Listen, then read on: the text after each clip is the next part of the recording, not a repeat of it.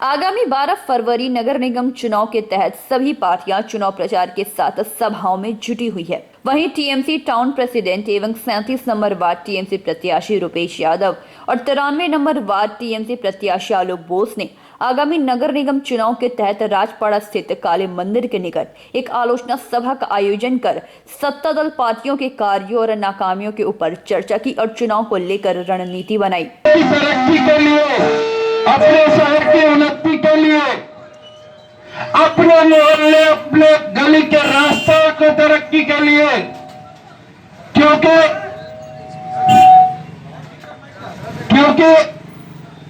ये आपके हाथ में है, ये आपके हाथ में है। आने वाले 12 फरवरी को सुबह सुबह निकलिए और जिम्मेदारी के साथ जोड़ा फुल निशान के सामने अपना बटन दबाइए। आपकी जिम्मेदारी 12 तारीख तक, 12 फरवरी तक आपकी जिम्मेदारी है। जब तक आप जोड़ा फुल निशान के सामने बटन दबाते हैं, आप जो ही जोड़ा फुल निशान के सामने बटन दबाते हैं, फिर जिम्मेदारी आपके वार्ड से तृणमूल कांग्रेस के जो प्रार्थी जीत करके आएंगे उसके कंधे पर जाएंगे। और हमारे सीनियर होने के बावजूद मैं आपसे कहना चाहता हूं कि मैं इस शहर का सभापति हूं अपने दल की तरफ से। आने वाला दिन में हमारा सभी काउंसलर 11 के 11 काउंसलर हम एक साथ मिलकर के इस शहर की उन्नति के लिए कैसे काम करना है ये बतला देंगे। क्योंकि मैं हर सभा में एक बात कहता हूं कि मैं आज बड़े बड़े वादे करके जाऊंगा। मैं कुछ नहीं बोला मैंने क्या करूंगा नहीं करूंगा, मैंने अभी तक नहीं बोला। मैं एक ही बात कहता हूं, गौतम बुद्ध कह के गए हैं, मनुष्य जो बोलता है वो सच नहीं होता है, जो करता है वो सच होता है। आज मैं बड़ी बड़ी बातें कर दूं, वादा कर दूं, वो सच नहीं है। आगामी दिन जो मैं करूंगा, हम लोग जो करेंगे वही सच होगा, वही सच होगा, वही रानीगंज के लिए सच होगा। इतना ही कह करके मैं अपना वक्तव्य समाप्त करता हूं। जय हिंद, वंदे मातरम, तृणमूल कांग्रेस जिंदाबाद, ममता बनर्जी जिंदाबाद, अभिषेक बनर्जी जिंदाबाद। जोड़ा फुल निशान के सामने बटन दबाइए, अपने वार्ड से आलोक दा का चिताइए। आलोक दा इस शहर के सबसे पुराने और कर्मठ उम्मीदवार है और सबसे पुराने राजनीतिज्ञ हमारे सीनियर हैं। 36 साल शासन करके यहाँ के लोगों का जिंदगी को दुभर कर दिया है। जिस शहर को आसनसोल और दुर्गापुर से ज्यादा चमकना चाहिए था, जिस शहर को आसनसोल और दुर्गापुर से ज्यादा चमकना चाहिए था, उस शहर को गर्त में ढकेला है। और ये ढकेलने वाला और कोई नहीं, यही लाल झंडाधारी है, यही लाल झंडाधारी है। कहा जाता है ना, कहा जाता है, हम लोग कहते हैं हमारा राजधानी दिल्ली है, सांस्कृतिक राजधानी कलकत्ता है, आर्थिक राजधानी मुंबई है, हम लोग कहते हैं। ठीक उसी तरह से हमारे जिले का मुख्यालय आसनसोल है, औद्योगिक शहर दुर्गापुर है, लेकिन हमारा रानीगंज भी फाइनेंशियल मुख्यालय है। आज भी लोग यहीं पर सबसे ज्यादा व्यवसाय कर उपस्थित है। आपके इस वार्ड से प्रार्थी और हमारे सीनियर लीडर माननीय आलोक बोस महाशय उपस्थित है। इंद्रजीत दत्त से शुरू करके विभिन्न नेतृत्वगण सभी लोग हैं। मैं सबों का नाम नहीं ले रहा हूं, आप सभी हैं। देखिए, ये चुनावी सभा है, पद सभा है और ये चुनाव होने जा रहा है आसनसोल म्युनिसिपल कॉर्पोरेशन का, नगर निगम का चुनाव। और आपके वार्ड से प्रार्थी है आलोक बोस, रानीगंज के जाने माने सीनियर लीडर। आज नहीं, कांग्रेसी जमाने से रानीगंज में अपनी क्षमता के अनुसार राजनीति करते आए हैं। और नगर निगम का चुनाव हम सब जो प्रार्थी है, मैं भी 37 नंबर वार्ड से प्रार्थी हूं और 93 नंबर से आलोक दा है। नगर निगम का चुनाव आपके सामने जो प्रार्थी है, आपके मोहल्ले का कि जब संगठन बढ़ता है तो कुछ बदमाश लोग आ जाते हैं और उसकी बदमाशी को दिखा करके आप तृणमूल कांग्रेस को नीचा करने का कोशिश कीजिएगा तो ये संभव नहीं है, ये संभव नहीं है। इसलिए संभव नहीं है कि पिछले 3-4 महीना हुआ होगा रानीगंज का टाउन सभापति मैं बना हूं। आप लोग सभी जानते हैं, टाउन सभापति हमारे दल ने हमको बनाया था। जब मैं टाउन सभापति बना था तो कुछ लोग वामपंथी के लोग कहते थे 2-4 दिन रहेगा चला जाएगा।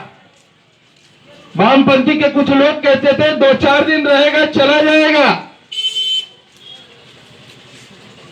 लेकिन 2-4 दिन रहेगा चला जाएगा नहीं। हमारे दल ने स्टाम्प मार करके भेज दिया है, रुपेश यादव तुम्हें रानीगंज में ही रहना होगा। 37 नंबर वार्ड में प्रार्थी बना दिया है। सीपीएम के ही हुआ करते थे।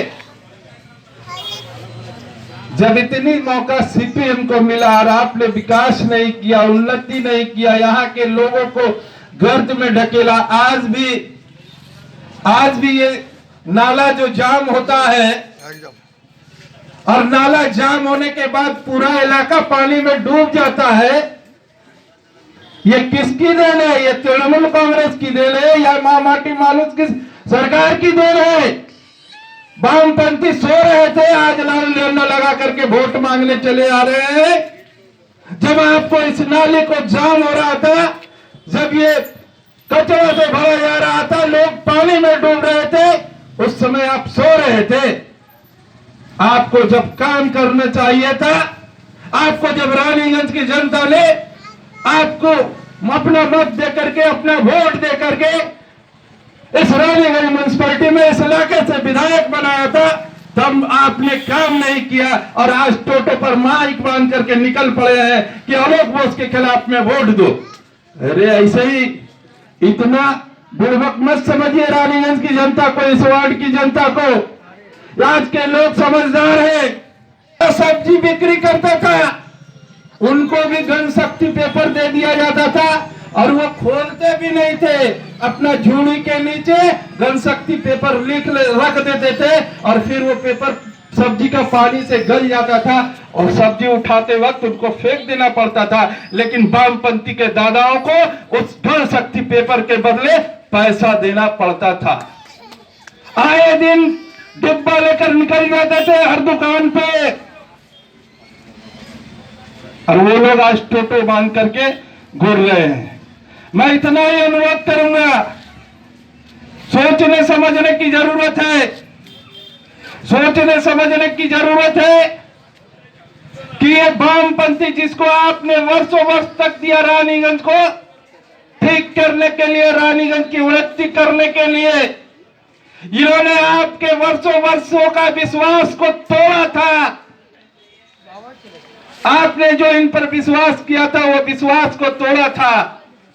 आज आपके सामने 2015 के चुनाव के बाद आपका सामने जो कारपोरेशन है और उससे पहले का जो म्युनिसिपैलिटी था, दोनों में तुलना कीजिएगा। रही सवाल सांगठनिक दादागिरी, उसकी जिम्मेदारी मैं लेता हूं। मैं Rupesh Yadav as a town president Raniganj जिम्मेदारी लेता हूं कि अब इस शहर में दादागिरी करने वाला कोई नहीं रहेगा। शांति सौहार्द से हम सभी मिलकर के रहेंगे। इस रानीगंज शहर की तरक्की में हम सभी मिलकर के हाथ से हाथ मिला करके काम करेंगे और इस शहर को उन्नत शहर बनाएंगे, क्योंकि रानीगंज शहर कोई छोटा मोटा शहर नहीं है भाई। रानीगंज शहर एक ऐतिहासिक शहर है जिसको वामपंथियों ने खा गया है 34 साल तक शासन करके, 36 साल शासन करके यहाँ के लोगों का जिंदगी को दुभर कर दिया है। जिस शहर को आसनसोल और दुर्गापुर से ज्यादा चमकना चाहिए था। आलोचना सभा में मुख्य रूप से मौजूद रहे इंद्रजीत चक्रवर्ती, सौमेन चौधरी, मृदुल केवड़ा एवं टीएमसी समर्थकगण। चुनाव चल रहा है, चुनावी सभा थी, पथसभा थी और इस पथसभा में जैसा कि रानीगंज शहर में लोग कहते थे बीजेपी, लेकिन बीजेपी का तो सफाया चुनाव से पहले हो चुका है। अभी कहीं कहीं लाल झंडा थामे भारतीय मार्क्सवादी कम्युनिस्ट पार्टी के लोग अपने प्रार्थी खड़ा किए हैं और कहते हैं हम रानीगंज को सजाएंगे, लेकिन उनको चुल्लू भर पानी में डूब मरना चाहिए और उनका लाल झंडा लेकर के लोगों के पास जाने का कोई अधिकार नहीं है। क्योंकि आप लोग भी जानते हैं, अच्छी तरह से जानते हैं कि जब 2015 में कॉरपोरेशन का संयोजन हुआ, आसनसोल नगर निगम में रानीगंज म्यूनसिपैलिटी का विलय हुआ था, उस समय यही वामपंथी लोग घर घर दुकान दुकान जा कर कहते थे कि अब रानीगंज के लोगों को काम करवाने के लिए आसनसोल जाना होगा और नगर निगम बनाने से रानीगंज का नुकसान हो जाएगा। लेकिन रानीगंज की वासी, रानीगंज की जनता ने देखा कि नगर निगम बनने से रानीगंज को लाभ हुआ है, क्योंकि 2015 से पहले इस रानीगंज म्यूनसिपैलिटी में लगातार वामपंथियों का दखल रहा है और सीपीएम के लोग ही चेयरमैन हुआ करते थे और रानीगंज का कितना विकास हुआ था। लेकिन 2015 के बाद कॉरपोरेशन बनने के बाद क्या विकास हुआ है, रानीगंज के लोग तुलना कर सकते हैं।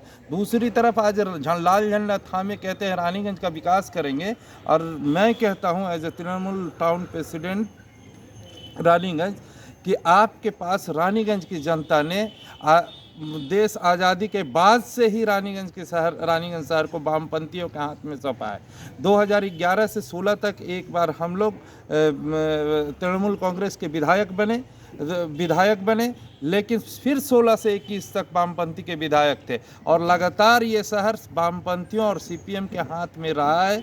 और किस तरह से इन्होंने सजाया है कि आज भी आप देख सकते हैं कि रानीगंज शहर में जो जाम पड़ता है, अगर इन लोगों ने ध्यान दिया होता रानीगंज शहर के ऊपर तो ये जाम नहीं होता। इन लोगों ने ध्यान दिया होता तो थोड़ा सा वर्षा होने के बाद बस्ती डूब नहीं जाता पानी में। नल्ली के ऊपर घर बनवाना, नल्ली को जाम करवाना, ये वामपंथी वर्षों से करते आए हैं और अभी झंडा मांग करके लेकर के और वोट मांगने निकल गए हैं। रानीगंज की जनता को बरगलाने निकले हैं कि रानीगंज को फिर से संवारेंगे। अरे रानीगंज की जनता ने आपको लगभग 40 वर्षों तक आपके हाथ में बागडोर दी थी। जब आपने नहीं रानीगंज को संवारा तो अब क्या संवारिएगा? अब तो दीदी आ गई है रानीगंज को संवारने के लिए। दीदी के नेतृत्व में रानीगंज संवर रहा है और आगामी दिन जो ये जाम की समस्या है इससे भी हम लोग निपटेंगे। रानीगंज से सम्राट दास की रिपोर्ट, पीवी न्यूज़।